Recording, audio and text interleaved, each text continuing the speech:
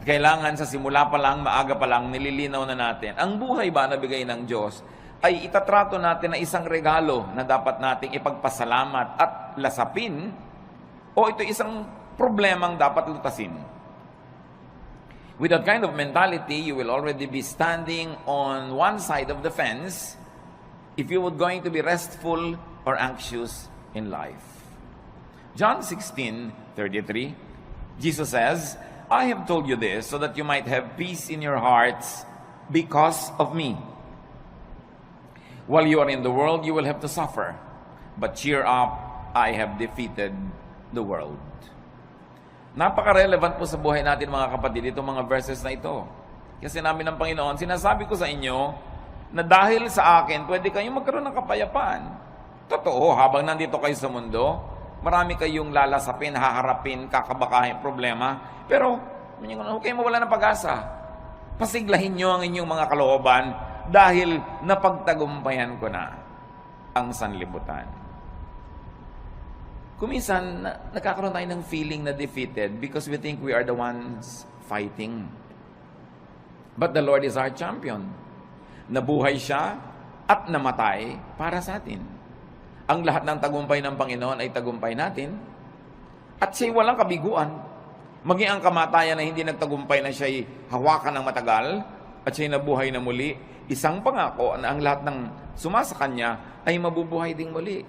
Kasi sabi niya, alam nyo, kaya lumalaki ang problema nyo, pinapalaki nyo. Kaya bumibigat ang kalooban nyo, pinapabigat nyo. Totoo, kung magiging makasanlibutan lang kayo at mag-iisip lang kayo bilang mga karaniwang tao, talagang marami kayong dapat ikatakot at hindi kayo mapapahinga. Pero bakit nyo gagawin yung matakot? Samantalang napagtagumpayan ko na ang lahat.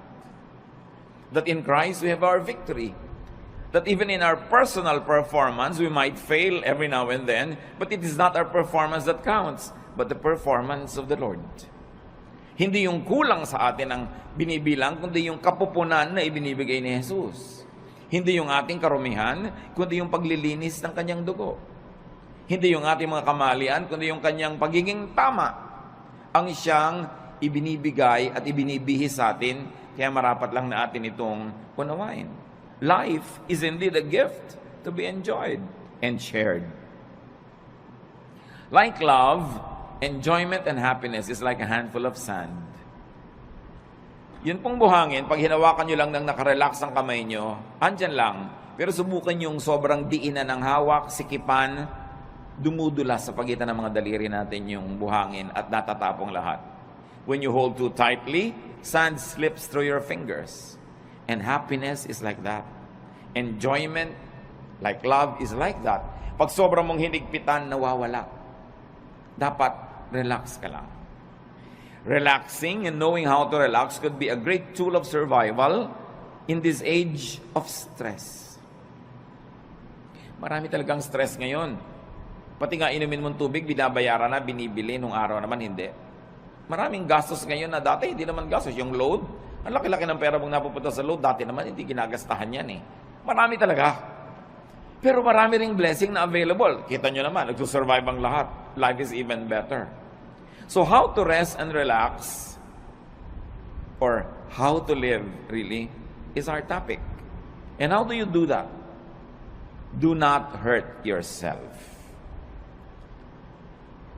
Marami pong mga tao nasasaktan, kaya lang hindi nila alam sila ang nananakit sa sarili nila. Kaya kailangan matanggal yung takip ng ating mata at mabunyag yung katotohanan na madalas tayo ang may likha ng mga nananakit sa ating sarili. You've got to identify and define your self-inflicted pains. Parang yung nagpepenitensya, siya ang nag-aapanhampas sa sarili niya. Siya ang nagsusugat at nagsasakit sa sarili niya. Marami mga tao ganun ang ginagawa nila sa buhay. Although, hindi kasi tayo laging conscious. Ano-ano po ang mga self-inflicted pains? Kasi kung meron kang tatanungin, gusto mo bang saktan ang sarili mo? Ang sagot natin, siyempre hindi. Ba't ko sasaktan ang sarili ko? Gusto mo bang lagyan ng asido ang loob ng puso mo? Ba't ko lalagyan? Puso ko yun.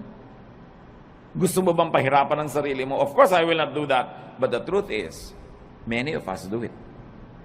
Ano po yung mga pahirap na tayo rin ang may likha? Jealousy. covetousness, and greed. They hurt. Napakalaki ng sugat, hirap, pasanin na ibinibigay sa atin kung tayo ay nagsiselos, naghahangad ng hindi atin, naiinggit, o nagiging sakit. Oras na meron kayong kinakainggitan, pinagseselosan, hinahangad na hindi naman ninyo, napahirap nyo ito. Yung merong mana ang kapatid mo, gusto mo maging sa'yo rin. Yung merong magandang damit ng iyong kapwa, imbes na magawa ka at maganda yung nakikita mo, maiingit mo pa. Yung hindi na sa'yo, pinipilit mo pa maging sa'yo. Gagawa ka ng mga tricks, gagawa ka ng mga kasinungalingan para maging sa'yo yon. Ang hirap mag-maintain ng kasinungalingan. Ang hirap gumawa ng mga tricks. Ang hirap maging parang gagamba na gumagawa ka ng sapot para yung dumadaang mga lamok ay biglang mahuli at kakainin mo na siya. But if you are greedy in life, if you're ruled by greed, you will never relax. Because you're forever inventing schemes. Gagawa ka ng mga paraan kung paano maging iyo ang hindi iyo. Kung paano aagawan yung mga tunay ng mga may-ari. Kung paano sisiraan yung ating mga kinakaingitan. Self-inflicted pain. At gaano karami sa inyong high blood pressure, gaano karami sa mga cancer ng katawan natin na nagmula sa sobrang pahirap natin dahil pinapahirapan natin ang sarili. Dapat tulog ka na, hindi ka matulog. Dapat payapa ka, hindi ka payapa. Dapat nag-enjoy ka, naiinis ka, naiingit. You harm your body. At pagpatuloy natin ginagawa yon, yung mga maliliit na mga laso na yun na iniipon natin sa ating katawan, nagiging sakit. Ang tatamaan yung mga pinakamahinang parts of your body, so doon magmamanifest yung mga sakit. Pero ang totoo nyo, nagsisimula sa isip mo yan. Nagsisimula sa iyong spirito. Kaya sinasabi nga, mind over matter. Halimbawa yung mga taong sobrang magsikap, talagang nagpapakamatay, nagkakandara pa para laging panalo, para laging mas maganda ang gawa niya, mas mataas ang score niya, mas kahanga-hanga ang kanyang performance. Gaano karami doon ang dahil lang sa inyo? Sabi sa Ecclesiastes 4:4, then I realized that we work and do wonderful things just because we are jealous of others. This makes no more sense than chasing the wind. Si Solomon nagsasabi na pagtanto ko na ang dami nating ginagawang kadakilaan, ginagawa lang natin dahil hindi tayo sa iba. At gusto nating maging mas dakila tayo. Halimbawa, although hindi ko naman talaga alam ang intention ng mga gumawa ng malaking pinakamataas na building sa Dubai. Ang taas na building para lang masabing nasa kanila yung highest building in the world. But what is the context of a tall building, for instance, in Manhattan, in New York? Kasi wala nang space, itataas yung building mo kasi wala nang space. Pero sa Dubai, na ang lapad-lapad ng disyerto, na kahit ihiga mo yung building, ang haba-haba, everything is first floor, yung ginhawa sa lahat, pwede dahil may space, ba't mo tataasan para ka lang maging tallest building in the world? O ano nangyari sa kalagitaan ng proyekto, bumagsak ang ekonomiya. So ngayon, kinailang iligtas sila ng kabilang state para matuloy yung project, napalitan yung pangalan. So, ano pa ang mga pinagagagawa natin? Halimbawa, mga estudyante, bakit marami sa mga magulang tinutulak ang anak na tumaas ang grade? Dahil gusto ba nating tumalino siya? O dahil gusto lang nating matalo niya yung isang kakumpanya niya sa grade? Bakit kailangan ang laki-laki ng TV mo? Ang liit ng bahay, lampas na yung TV sa dingding, nakikita na ng kapitbahay yung gilid. Bakit kailangan? Kasi malaki yung TV ni Kumari. Bakit kailangan mas malaki ang hikaw mo? Dahil pa talagang yung tenga mo, kailangan niyang paglapitin na ng mga mabibigat na hikaw mo. Mayroon kang kakumpetensya. Bakit kailangan mas maliit ang baywang mo? Marami tayong ginagawa mga kapatid, pahirap sa sarili just because we're competing with other people. So sabi ni Solomon, valid, meaningless. Isang pagpapahirap sa sarili na hindi kailangan. Isa pa mang pagpapahirap natin, fatigue. Fatigue hurts. Too much work is painful. Ang dami mga tao sobrang magtrabaho tapos ang konti lang naman ang nabe-benefit nila sa tinatrabaho nila. At the end of the day, sila yung lugi. Sinong nakinabang ang mga kamag-anak nilang batugan? mga kamag-anak nilang tamad, hindi nag-iisip, saan kaya ako kukuha ng ganitong gagastusin, ano kaya ang gagawin ko, pero at the end of the day, nagkakaroon din. Dahil, kahit nagger ka, kahit nagagalit ka, bibigyan mo rin. So, ikaw si lugi. Kaya lugi sa buhay yung mga OC, yung mga obsessive compulsive, linis ka ng linis, sa iba dumi ng dumi. Hindi mo alam, hanggang ngayon, hindi mo po ako decided kung tatawagin kong blessing yung mga taong walang okay. Yung may baka, walang okay. Tulong. Yung bukas may gastusan, walang okay. Pero at the end of the day, nabuhay din sila ng 70, 80 years old, masaya pa sila. Kasi ikaw, worry ka ng worry, isip ka ng isip. At ang nangyayari tuloy, dahil mahilig ka mag-isip, ikaw tuloy ang sasagot sa mga gastusin niya. Eh kasi ikaw yung responsible. But is that the way to live? Do you want to be like that? You've got to let go of some things. Going against your conscience for the sake of gain hurts. Gano'ng karami mga kapatid ang ginagawa natin na labag sa ating budi? Pero ginagawa mo para lumakiyak yung kita. O para mapalapit ka sa isang taong pinupuri mong akto doon at titilig ka sa kanya. Ginagawa mo pero naiinis ka sa sarili mo ginagawa mo yun. So, ba't mo ginagawa mo? Yung bang gain na mapapala mo doon is more than the loss. Pag kinumpero mo yung napala mo at yung lugi mo na nahirapan ang iyong loob, napagod ang loob mo, nakakasira ng kalusugan. Nakakasira ng sarili. Ano pa po ang mga mahirap natin sa sarili na hindi natin na-realize? Strained personal relations. They hurt. Yung meron tayong kaaway, kagalit, and we maintain this kagalitan, hirap tayo. Dahil kahit nagpatigas ang loob mo, kahit ka pa nagtatapang-tapangan, aminin mo, mas gusto mo naman friendly yung atmosphere. Mas gusto mo naman na kabati mo yung kagalit mo ngayon. Mas gusto mo naman na love ka niya kaysa hate. Kahit nagpapretend ka pa that you don't care, you care. Why? Because the Spirit of God lives in us. And that Spirit is hurt whenever things are wrong. Kung ang mga relasyon natin sa ating kapwa ay pangit, kaya kami mga tao nagpapagamot, laging masakit ang ulo, laging masakit ang likod, laging masakit ang ganito. Tanong mo, marami ka bang kaaway na kamag-anak, kaibigan ako? Hindi mo kailangan ng gamot. Makipagkasundo ka lang, baguhin mo ugali, magagaling ka. Kaya kami sakit, kahit inumin mo lahat ng isang gram ng mga gamot. Kung lagi kang nakikipag-away, lagi kang may kaaway, may gusto kong sugurin, defensive ka dahil may sumusugod sa'yo, magkakasakit ka. Kaya ang Panginoon nagtuturo, forgive, make peace. Sa palagay niyo, nagtuturo siya para tayo lugihin? No. Nagtuturo siya ng ganun kasi alam niya, when you forgive, you relax. When you make peace, you relax. And when you relax, you will get well, even if you're sick. Or you will not get sick. And then it is to your advantage. Lahat ng turo ng Panginoon, hindi para tayo madehado. Doon tayo panalo. Ang turo ng Satanas, yun ang mahirap. Dapat ikaw panalo. Talunin mo siya. Dapat mas mataas ang score mo. Dapat mas mayapang ka sa kanya. Dapat mas malakas ka. Hindi ka mapagpahinga. Pag lagi ka nakikipag. And these are usually the burdens of the deception in highly professional vocations or in competitive endeavors. Yan pinag-usapan natin. Kaya nga paminsan meron tayong kapatid o pinsan na masyadong baliwala, yung sobrang bahala na, sobrang hindi siya nag-aalala. Ang totoo, mas minsan humahaba pa yung buhay niya kaysa sa'yo. Siyempre, ayaw naman natin maging ganon. Pero meron tayo kahit konting dapat matutunan doon sa mga taong marunong magsawalang bahala paminsan-minsan. Kasi pwede mong punuin ang buhay mo ng puro takot.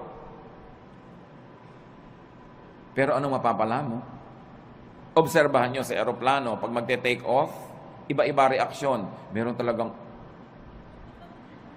yung naninigas ang panga, nananalangin ng hindi matapos-tapos. Minsan magdalangin ka ng isang beses, tapos tama na. Ba't walang patid?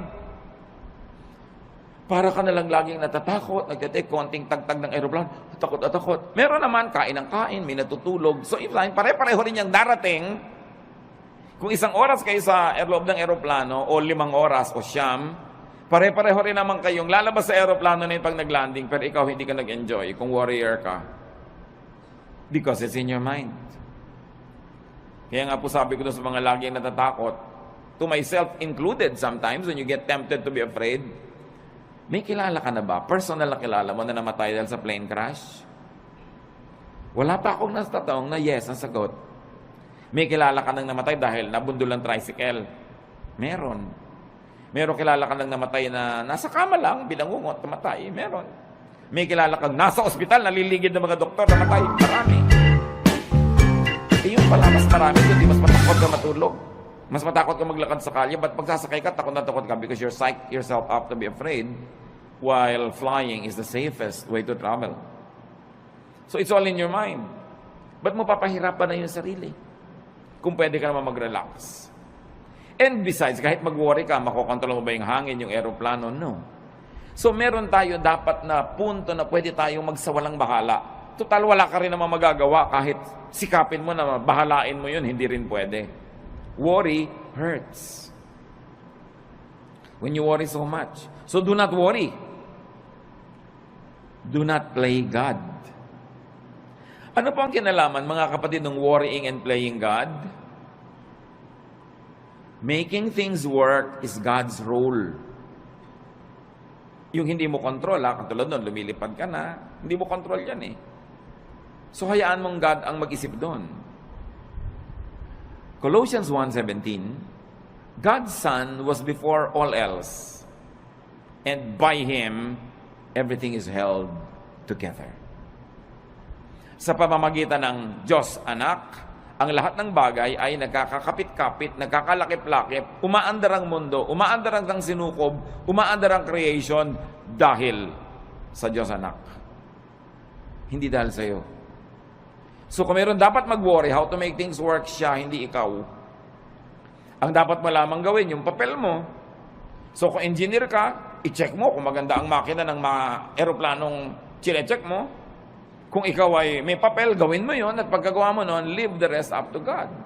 Kaya mahalaga, ginagawa mo lang yung papel mo. Sabi nga ng Desiderata, the universe is unfolding as it should. Sisikat ang araw bukas, tulungan mo man o hindi. At lulubog yun bukas ng gabi, pigilin mo man. Aandar ang lahat. Mag-global warming kung kailangan mag-global warming. Magkakaroon ng bagyo at aalis din ang bagyo. Babaha at huhupa ang baha. Lahat pa ulit-ulit lang na mangyayari. Hindi mo yung problema kasi hindi ka ang Diyos. Ang problemahin mo lang yung munting daigdig where you move, where you can make a difference, and then leave the rest up to God. Sabi ng Jurassic Park, life finds a way. Mga magulang, nag-aalala tayo, naku, yung anak ko aaten ng picnic, baka mahulog. Mangangunyapit yun. At pag nahulog na yun, aahon uli yun kung saan man siya nahulog. Baka siya malunod, lalago yung pilit. No? Gagawa siya ng paraan because life finds a way. Minsan ang takot ng mga magulang, mamatay siya ng hindi pa matatanda yung mga bata dahil hindi maaalagaan. Aalagaan din nila ang sarili nila. Kahit hindi mo alagaan yung mga batang yan, nakadikta sa kanilang kalikasan, aalagaan nila ang sarili nila. Pag may nahipo silang mainit na plancha, siyempre kahit hindi mo sabihin, tatanggalin nila yung kamay nila. Nakasulat sa atin yun. We were wired to survive, to reproduce, and to live the cycles of life that are assigned to us. So hindi natin dapat masyadong inaalala yan. Nakatakda yan. Huwag mo alalahanin ang shape ng bulkang mayon. Magiging perfect pa kaya yan ng matagal? Paano kung sumabog? May mga nagagano, nagwo-worry. Anong gagawin mo? Tingnan mo na lang siya. Kung hindi na siya perfect, tabi-tabingi, find another beauty in it. But enjoy it while it lasts. Maybe you have a provider complex, or a protector complex, or a teacher complex, but do it only up to a point. Do not overdo being a provider. Because even if you don't provide for your loved ones, they will find a way to continue living. Even if you don't protect them all the time, God designed them to protect themselves. You don't always have to be the teacher. You don't always have to be the moralizer, the one who says the right thing. Because they will also hear it from other sources, aside from they will hear it from their conscience. So don't play God, that's what we mean. Iinom ka ng gamot, inumin mo, manalangin ka, and let it work. Huwag mong alalahanin. Huwag mong buksan yung mga benda ng sugat mo para tingnan mo kung naghihilom na yung sugat mo. Dahil lalo na namang mabubulat-lat, dudugo lang. Let it heal by itself. Just do your part. It's important. Because when you over-worry, you get too tired and fatigue hurts. Pag pagod ang tao, bumababa ang immune system. Madali kang magkasipon, madali kang magkaroon ng mga sakit pag pagod ka kasi bumababa yung panglaban ng katawan mo sa mga invaders. Kaya dapat nagpapahinga. Observe design and load limits. You have to rest. Sa mga may mga bayani complex, rest. More work sometimes means more income, but often it means less happiness. More income doesn't always mean more happiness. Maybe more pleasure for the people who depend on you, but not necessarily for you. At meron kang tungkulin sa iyong sarili. Bago pa man ang tungkulin mo kahit kanino, kailangang buhayin mo ang sarili mo, pasayahin mo ang sarili mo, ipahinga mo ang sarili mo, at huwag mong payagan kahit yung mga minamahal mo, napatayin ka, sipsipin ang dugo mo, istrohin ang dugo mo, nag-e-enjoy sila, tapos ikaw yung nangangalirang at natutuyo. You have a duty to yourself. Life is a primary duty of life.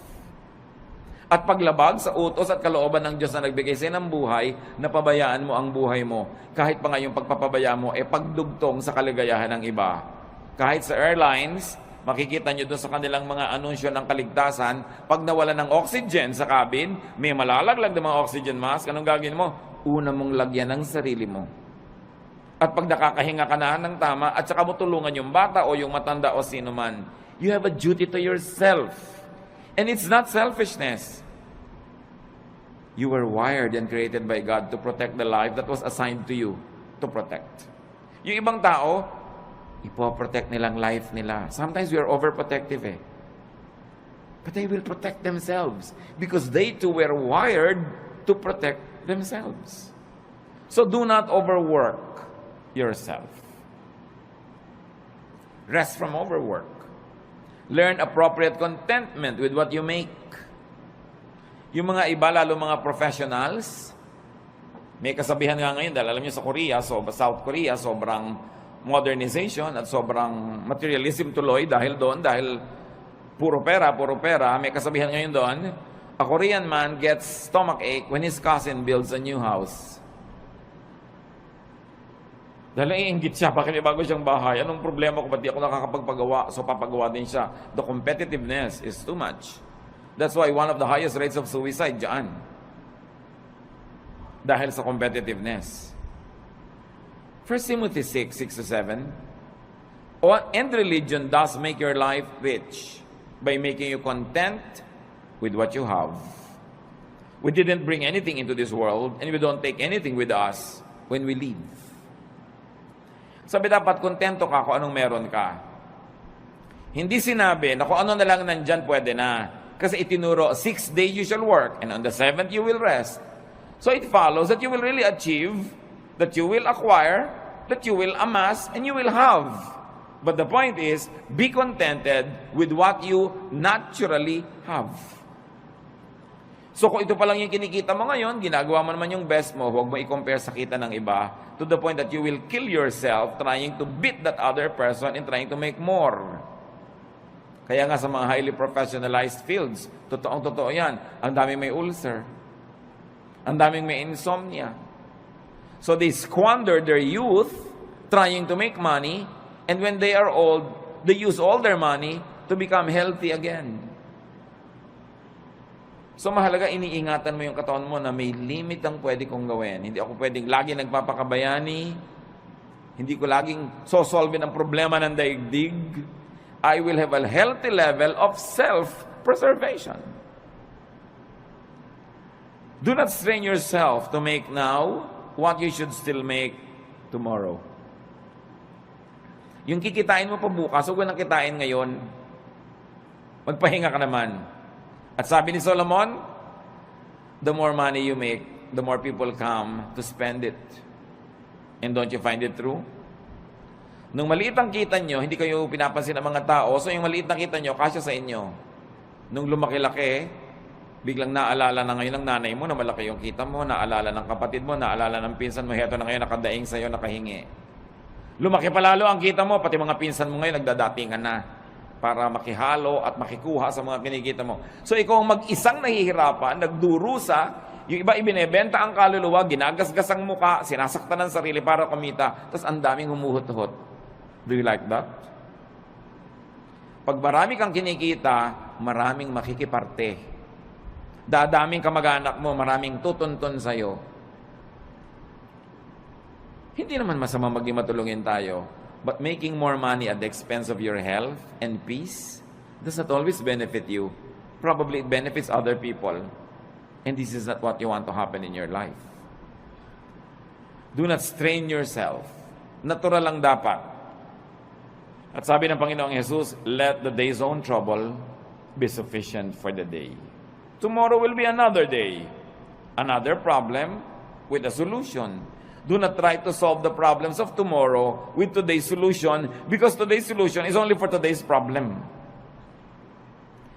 Parang yun ding pera mo, for today lang yun, so spend it. So, paano bukas? Tomorrow, you will earn again and you will spend for tomorrow. But when you spend your income now for what you will still have to spend on today and tomorrow, kulang. Kaya dapat, hindi rin natin fast forward ang expense. Don't spend more than what you earn. And you should be responsible in handling your money. Kasi, para hindi ka ma-stress. At, para hindi ma-stress ang mga mahal mo sa buhay. Kasi kung minsan, sobra kang relaxed. Kaya namang pala nagkakaganon, ang sobrang nahihirapan, yung kasambahay mo. Magkakapera ka, gagastahin mo sa walang kwenta. Pagdating ng bill ng kuryente, ng tubig, itong kasambahay mo nagbabayad. So ang pinag-uusapan natin mga kapatid is how to rest and also how to let your loved ones rest. And that happens only when you are responsible. So responsible enough tayo. Do not be overly competitive, but don't also be overly sacrificing for others. Yung sobrang pagsasakripisyo para sa kapwa, hindi yan turo ni Jesus. Turo lang yan ang simbahan kumisan. Mark 6:31, a very interesting episode in the Lord's ministry.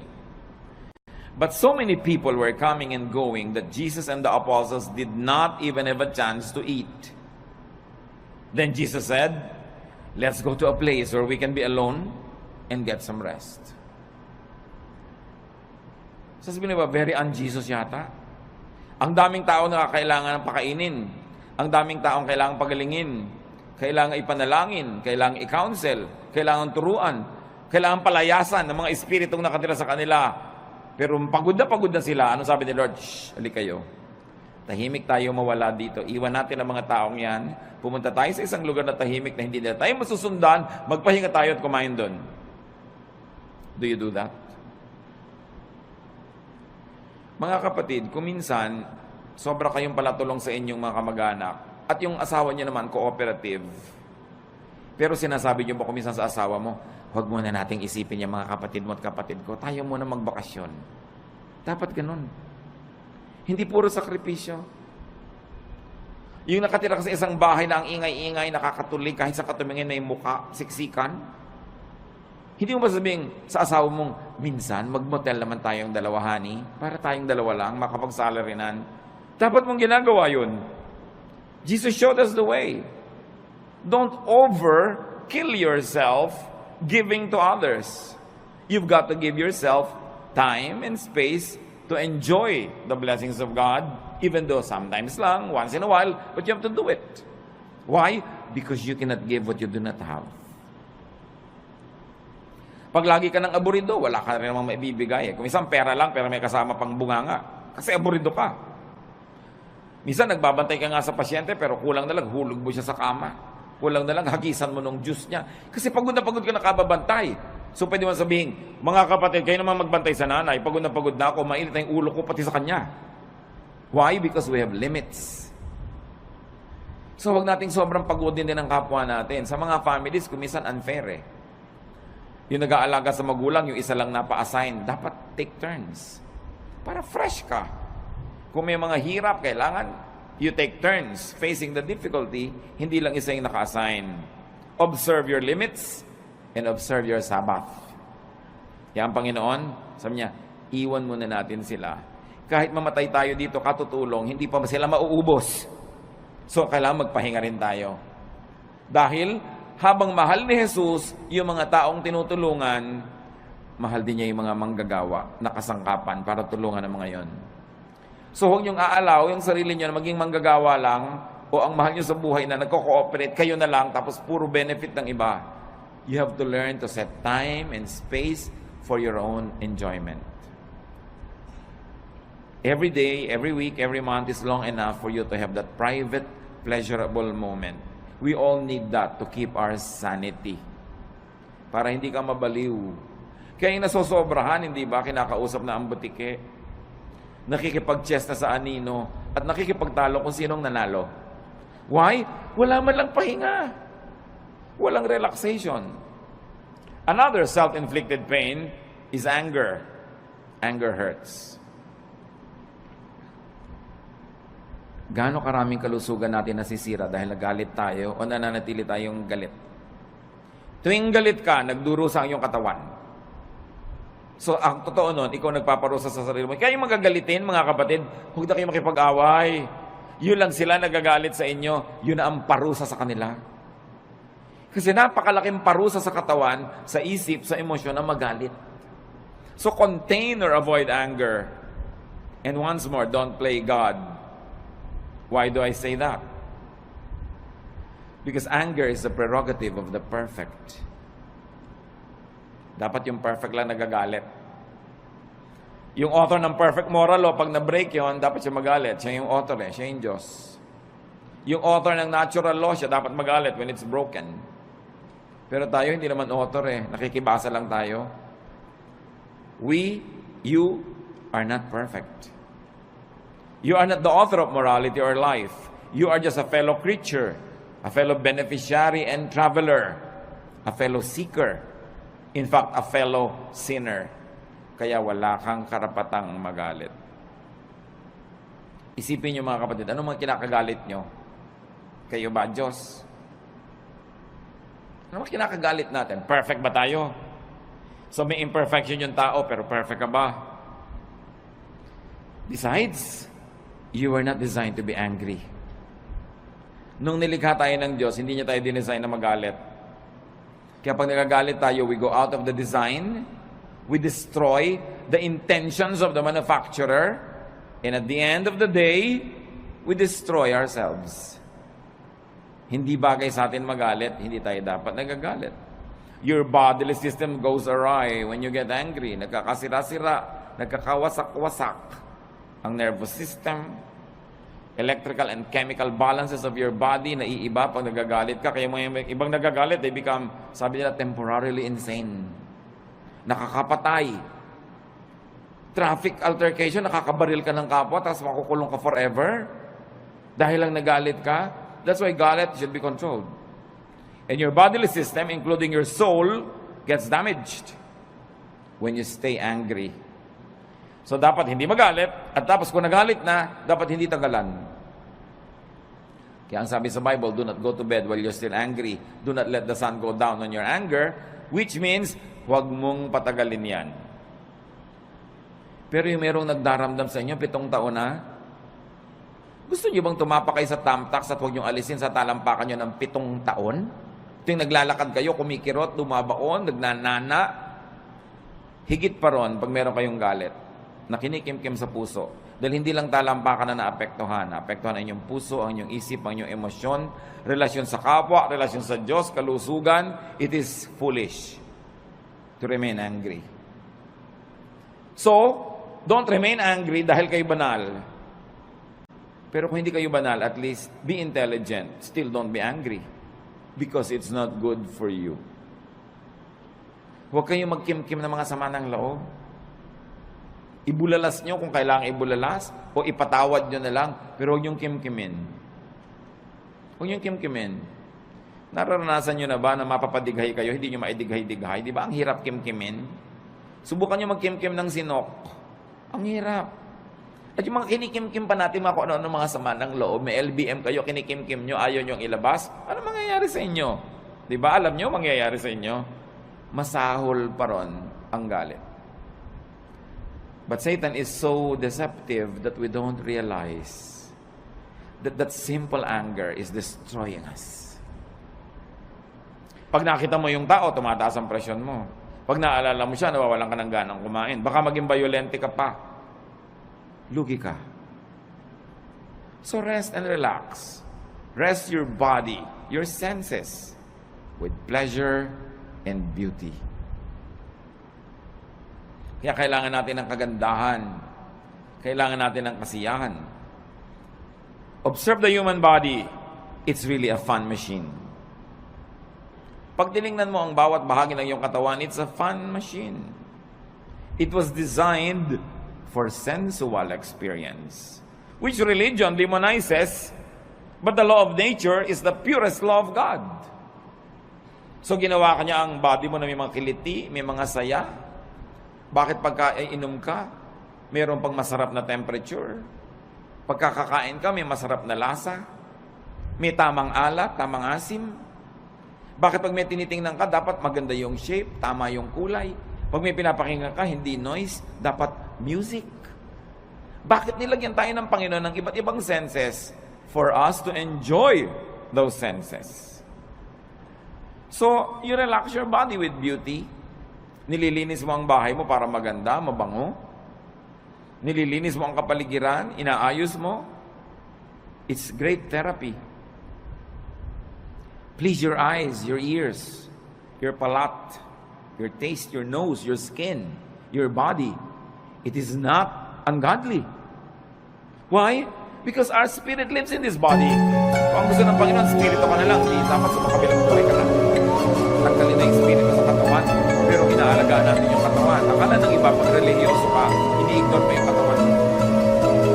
Taking care of your body is one of the highest forms of spirituality. Because your body is a gift from God. It is even called temple of the Holy Spirit. Do you want the temple to be ugly? Do you want it to be disorderly? That's what you want for your temple. Psalm 139:14. And I praise you because of the wonderful way you created. Everything you do is marvelous. Of this, I have so people will be people. Humans will be humans. And it's not wrong to be human because we were created to be so. Do not pit spirituality against sensuality. Ang tunay na spirituality, hindi puro pagtitimpik at pagdedeny ng senses mo. Inilagay yan for your enjoyment. It is a gift. And in fact, the senses are also doorways to the spirit. Marami mga sensual experiences nagiging pinto para pumasok ka sa spiritual world. Halimbawa, ang ganda-ganda ng worship singing. Di ba natidinig yun ng tenga? Because you hear it and it's beautiful. You are transported in a spiritual way to the point that you say, I heard God. I saw God. I felt God's love. I was ministered.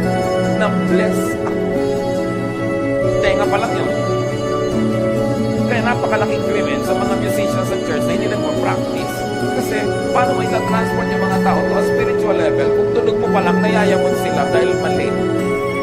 So imbes ikaw makalimot sa sarili at madala ka sa spiritual level, hindi ka makalimot-limot dahil kita-kita mo, dinig na dinig mo yung mali. Nagiging critical ka pa tuloy, nagiging palapintas, nagkasala ka pa. Pero kung maganda talaga yung music. There was a long stretch in my spiritual life na ang talaga nagdala lang sa akin mga kapatid kanta ng choir. Umaaten ako ng church na yun ng ilang taon. Isang atende ako. Bihira naman ako talaga mag-bless sa message ko. Bihira talaga ako mag-bless. Ito nakikita ko parang inaabangan ko lang yung kanta ng choir. And that sustained me for a long, long time. It was enough food for me. But can you imagine kung maganda na yung kanta ng choir, maganda pa yung message, mabait pa yung kapatiran, mabango pa yung church, maayos pa lahat. Grabe, maraming pinapasukan sa senses natin yung blessing ng Diyos. Kaya hindi ba may aroma therapy? Kung pupunta ka sa mga spa, kung gusto nyo yung nakakapagpahinga, yung nakakagising, nakakatulog, kung ano-anong mga ipapaamoy sa'yo, pipili ka ng scent. Because through the nose, the spiritual world becomes real. Hindi ako nakatila ka sa mga lugar na ang baho-baho ng paligid, di ba away ng away ang mga tao doon? Kasi pag amoy mo, nasa utak mo na agad yung baho. Sa palagay mo, puro baho na amoy mo, mabait mo. Ang hirap. So you don't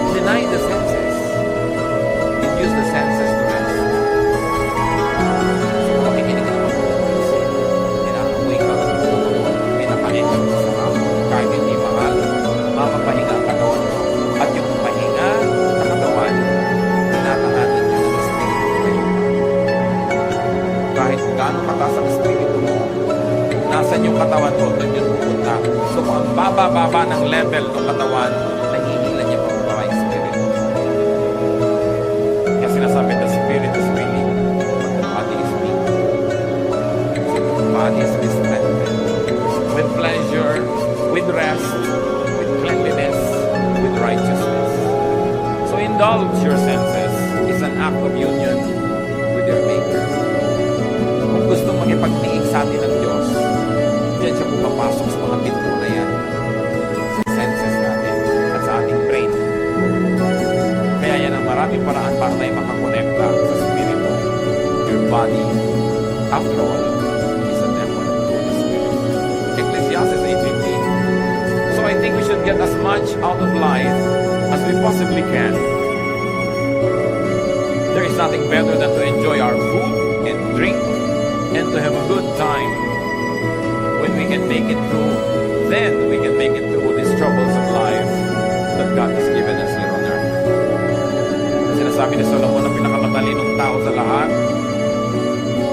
you must get the most out of life. You must get the most pleasure. You must get the most fruits. Eat the best when you can. Listen to the best. Have the best. Sabi niya, there is nothing better than to enjoy good food, good drink, a good life. Why? Because life has a lot of troubles. It had a lot of troubles, it's having a lot of troubles, and it will present a lot of troubles. Iba na yung pinatatag ka na ng napakaraming magagandang karanasan, pampatibay sa'yo, pagka ikaw ngayon ay pinupukol, binabato, itinutulak, ginigiba ng mga pangit na karanasan, meron kang pagkukunan sa iyong alaala ng mga masasarap na mga kanaalaala, payapang mga moments in your life, and it will strengthen you. Kaya yung mga bata na pinalaki sa kalupitan, sa palo, sa walang pag-ibig, usually buong life halos disoriented sila. Unless kilalanin nila na kailangan nila magpatawad, magbagong buhay, at kilalanin nila yung pagbabago ng Panginoon, all their lives they become a slave of their dark past. Kaya mahalaga, pinapaganda mo hanggang maaari, lalo sa mga bata. Sabi ni Solomon, tuwing makakapag-enjoy kayo, mag-enjoy kayo. Kasi may mga panahon, kahit may pera kayo, wala kayong gana. Makakabili kayo ng pagkain, pero magaan lalamunan nyo. So ngayong may pambili kayo at meron kayong gana, eat. Bata kayo, kaya nyo yung mamasyal, pumunta doon, gawin nyo yun. Basta binabalansin nyo lang ng tamang pagtatrabaho, responsibility, faithfulness to God. Meron ka ngayong kakayanan na mag-enjoy, enjoy it. Dahil ang bukas hindi mo alam kung pwede mo pang ma-enjoy. Food and drink and good times need not be expensive. Food and drink and good times need not come from damaging toil and overwork. And it need not be paid for with a damaged body and a bruised soul. Hindi totoo ang chismis na kailangan mo pa magkasala, magnakaw, gumawa na masama para ka mag-enjoy sa buhay. Maraming bagay na libre. At maraming bagay na hindi naman mahal. Ang kailangan lang baguhin natin attitude. We must remove from our value system the notion, the mistaken notion that spirituality means suffering all the time. If God likes you to suffer, bakit niya lagyan ng nerve endings ang iyong katawan that is meant for enjoyment? Because God likes us to have a good life. No eye has seen, no ear has heard, no mind has conceived what God has prepared for those who love Him. Another way to relax and how to live is to rest your spirit by doing good. Ephesians 2:10, we are God's workmanship, created in Christ Jesus to do good works, which God prepared in advance for us to do. Sabi, likha tayo ng Diyos. Nilikha kay Jesus para gumawa ng mga mabuti at yung mga magagandang gawain natin, inassign na noon pa man bago pa tayo sinilang. So may assignment tayong lahat na gagawing mabuti. At pag hindi nyo ginagawa yon, may bahagi na inyong puso na lamukot, lukot, tiklop, pipi, nagdurugo, nasasaktan, may kirot. Kasi wala ka sa design. Dapat hanapin mo, kapatid, Ano yung assignment mo sa mundo? Anong mission mo? Sa buong buhay, sa isang taon, sa isang buwan, sa isang linggo, sa isang araw, sa isang oras, nag-iiba-iba yung mission na yun. Lagi ka lang sensitive. Anong maganda na pwede kong gawin ngayon, ang assignment ko kay Lord? Gawin nyo. Sasaya kayo. Basta ginagawa nyo ang kalooban ng Panginoon, may pera kayo't wala, malusog kayo't hindi, nag-iisa kayo o may kasama, may malalim kayong saya na tinatawag sa English na joy. It is not dependent on outward events. It is there in your spirit. Pero, pag alam na alam nyo kung ano yung mabuti nyong dapat gawin, tapos maang-maangan kayo, in-ignore nyo, di nyo ginawa, kahit may pleasure kayo, kahit may pera, kahit maganda yung kapaligiran, may nagluluksa sa inyong kalooban na hindi nyo pwedeng itanggi at itatwa. So, ang pinakamabuti sa tao, maging totoo sa espiritu, maging totoo sa sarili. Be in character, be true to form. You were not an accident. You were created before the foundations of the world by God's will. Hinintay lamang na lumabas ka sa panahon at sa lugar, pero meron ang kalooban ng Diyos para sa iyo at may assignment ka na. Dapat yung gawin, dapat yung hanapin. Pag hindi mo ginagawa yon, may pera ka man, mataas man ang iyong kalagayan, sikat ka man, may kulang. Parang naglalakad kang merong bato sa loob ng sapatos mo na natatapakan mo, hindi masaya, hindi masarap. Psalm 62:1, my soul finds rest in God alone. My salvation comes from Him. Hindi tayo mapapahinga hanggang wala tayo doon sa sentro ng kalooban ng Diyos. So huwag makipagtunggali, huwag lumaban, makiayon. Flow with the Spirit of God, enjoy the trip, enjoy life, do what you have to do good, be righteous, and then meet your Maker when time comes. There will be no regrets when you have lived a full life. Nabigyan mo yung dapat mong bigyan, nakain mo yung gusto mong kainin, which of course entails work. You have to work, you have to earn it, so that you will have something for yourself and more to give away. Kasama tunay na espiritualidad ang pagtatrabaho, yung pagiging responsible, but don't be overly responsible because you will only be full of stress. Marunong ka dapat magsara ng dapat isara, lumimot ang dapat limutin, magpatawad ng dapat ipatawad, para nakapahinga ang iyong kaluluwa. Pero mahalaga, punuin ang buhay ng mabubuting gawa. Revelation 20:12, I also saw all the dead people standing in front of that throne. Every one of them was there, no matter who they had once been. The book of life was opened. The dead were judged by what those books said they had done. So lahat ng ginawa natin, ginagawa, gagawin pa, nakalista, at magiging basihan ng final judgment. Doing good places you in the path of God's blessings. Doing good gives balance and peace. Halimbawa, mga kapatid, nalilito kayo, gagawin ko ba mabuti o yung hindi mabuti? May masama sa akin, gagantihan ko ba ng mabuti o ng masama rin? Huwag na kayo malito. Gawin nyo na lang yung mabuti. Because God is a perfect accountant. Marunong siya mag-debit, credit, balance. Halimbawa, meron kang ginawa ng mabuti na hindi mo naman dapat gawan, sumobra. Sa palagay nyo, hindi ibabalik sa ni Lord yung sobra. Pero meron kayong dapat gawa ng mabuti, pero kulang ang ginawa nyo.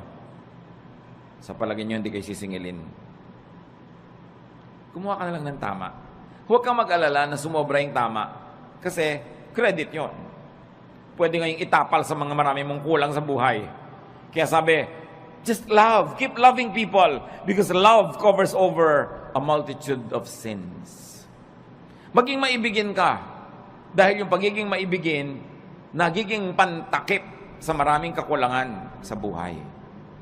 At pag pinag-aralan nyo yung word na pwede mong itanong, sino yung natatakpan ng pag-ibig?